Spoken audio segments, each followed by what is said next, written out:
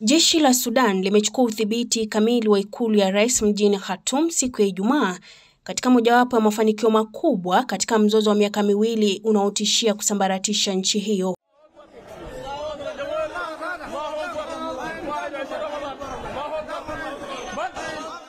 Jeshi lilikuwa likifanya msako katika maeneo yanayozunguka ikulu kuwasaka wanachama wa kikosi cha RSF.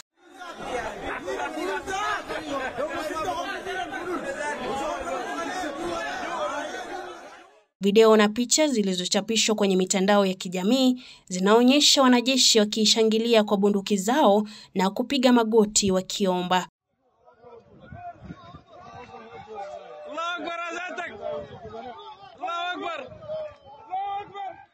Nabil Abdallah, msemaji wa jeshi, alisema kwenye runinga ya serikali kwamba wanajeshi walidhibiti ikulu na majengo ya wizara katikati mwa Khartoum.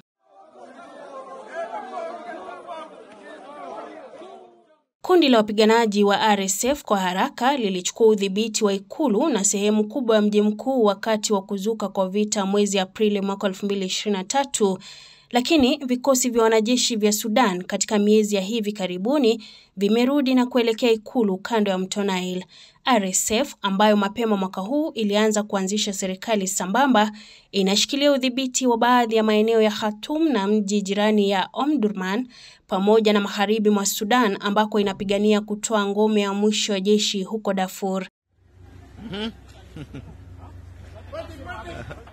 Kuteka mji mkuu kunaweza kuharakisha jeshi kuchukua kikamilifu Sudani ya Kati na kuimarisha mgawanyiko wa eneo la mashariki magharibi kati ya nchi hizo mbili.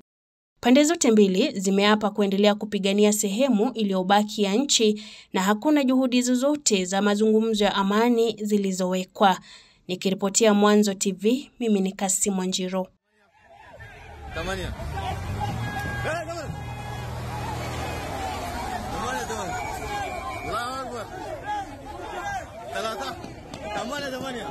وهذا عمل خاص. الله أكبر الله أكبر الله أكبر.